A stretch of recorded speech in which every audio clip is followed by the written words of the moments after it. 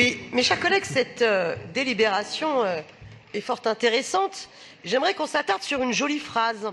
Le mécénat territorial stimule de nouveaux modèles de gouvernance et participe au développement de nouveaux usages. Je voudrais qu'on s'arrête sur cette phrase parce que c'est vraiment une caricature de la novlangue libérale. Pourquoi les collectivités territoriales, alors ça fait rire monsieur Mao Péninou, mais pourquoi est-ce que les collectivités ne cessent de développer le recours au mécénat? On peut se le dire là de manière cash, franche et arrêter l'hypocrisie. Tout simplement parce que les dotations de l'État aux collectivités territoriales ne cessent de diminuer. Et pourquoi est-ce que les dotations de l'État diminuent aux collectivités territoriales? Eh bien parce que les gouvernements successifs ne cessent de développer des cadeaux fiscaux, des niches fiscales aux grandes entreprises et aux plus hauts revenus, et donc tournent le dos au principe de l'impôt redistributif qui a fait donc le socle de la Révolution française et notre République, et donc laisse faire l'optimisation fiscale, laisse faire l'évasion fiscale qui appauvrissent l'État. Et que de la même manière, dans le même temps où les institutions européennes, avec un discours extrême libéral, eh bien, font une injonction aux États de réduire les dépenses publiques et donc de briser aussi l'impôt républicain redistributif, eh bien, on bascule dans le à votre bon cœur, monsieur, dame, à votre bon cœur, les grandes entreprises, à votre bon cœur, les plus riches.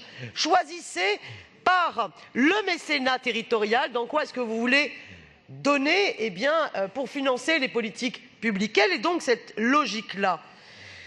En plus, pour les remercier, eh bien, la fiscalité concernant le mécénat, vous savez bien, est toujours favorable et permet en plus des cadeaux en retour. De l'obligation de l'impôt, on bascule dans le bon vouloir des plus riches. Alors, quel nouveau modèle de gouvernance cela donne?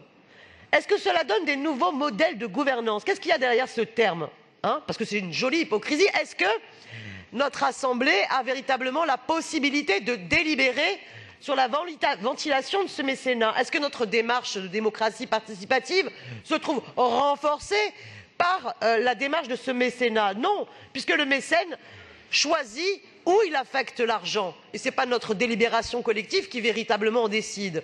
Donc, y compris d'un point de vue de ce terme de nouveau modèle de gouvernance, oui, c'est moins de démocratie, excusez-moi. Et donc, le peuple souverain et ses représentants qui siègent dans les différentes assemblées, eh bien, se trouvent dépossédés de sa capacité du contrôle de comment est-ce qu'on collecte l'argent public et dans quoi on l'affecte en fonction de quelle politique publique. Alors, on nous parle de nouveaux usages.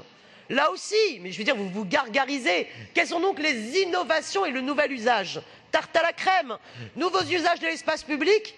Et donc, l'espace public sert pour valoriser les grands mécènes, leur permettre de se redorer leur image de marque. Voilà toute l'hypocrisie qu'il y a à travers cette novlangue qui pousse à cela. Autre mot magique dans cette délibération, l'attractivité des territoires. Bien sûr, personne ne souhaite que les territoires soient repoussants.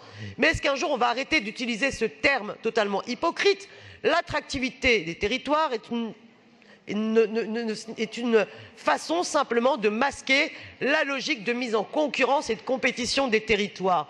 Et oui, dans la grande compétition des territoires, les mécènes choisissent ce qu'ils veulent investir au lieu que l'ensemble de la collectivité puisse bâtir des coopérations. Je voterai contre, comme vous vous en doutez, ce genre de délibération. Je vous remercie.